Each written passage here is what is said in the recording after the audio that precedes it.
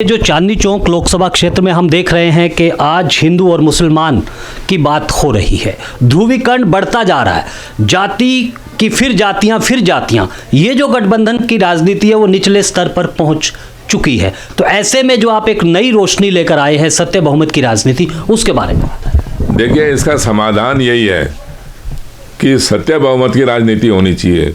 हमारे पूरे देश के अंदर जितने भी लोग हैं, जितने भी नागरिक हैं, जो वोटर हैं या नहीं हैं या जो भी है, वो सारे के सारे हमारे देश के लोग हैं, हमारे देश के नागरिक हैं। हमने जो सरकार बनानी है उन सब के साथ मिल के सरकार बनानी है।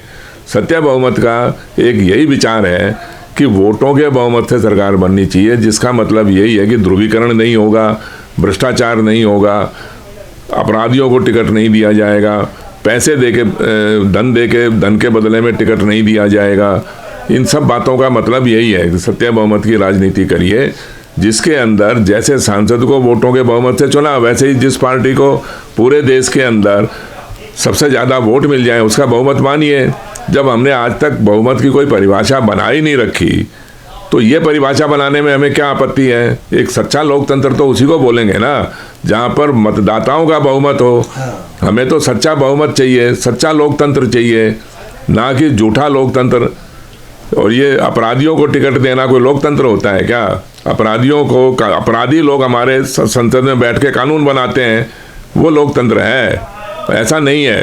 तो लेकिन मुझे आज बहुत खुशी है कि मैं सदर बाज़ार, चांदनी चौक के सदर बाज़ार क्षेत्र के अंदर कोस्टा के जो कॉन्फेडरेशन ऑफ सदर बाज़ार ट्रेडर्स एसोसिएशन के जो पदाधिकारी हैं, सब लोग वरिष्ठ यहाँ पर बैठे हुए हैं और उन्होंने बड़े ध्यान से इस बात के ऊपर चर्चा करी। और इस बात से मुझे इस बात की और अधिक खुशी है कि सब लोग इस बात से सहमत हुए, इस राजनीतिक व्यवस्था को बदले बिना। तो देखिए, आपके आने वाले पीढ़ियों का बच्चों का भविष्य, उनके बच्चों का भविष्य बिल्कुल नहीं रहेगा। यहाँ पर जिस समाज के अंदर, जिस देश की राजनीतिक व्यवस्था के अंदर शिक्षा का, स्वास्थ्य का, सुरक्षा का हमारा कोई ऐसा नैतिक अधिकार नहीं है, मौलिक अधिकार हमारे पास है ही नहीं।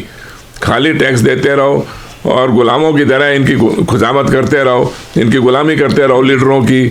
हमने जिसको वोट दिया, जिसको लीडर बनाया, हम तो उनके गुलाम बन गए। तो ये आज मुझे बहुत अच्छा लगा इन लोगों से सब मिलके। और आने वाले 2024 के चुनाव के अंदर जो लोकसभा क्षेत्र के, चांदनी चौक क्षेत्र के अंदर हम लोगों ने चुनाव लड़ने की जो बात करी है, उन सब बातों से ये सहमत भी हुए हैं, उस राजनीतिक विचार से। और इन्होंने अच्छा मुझे आश्वासन दिया है उसको समर्थन और सहयोग देने का।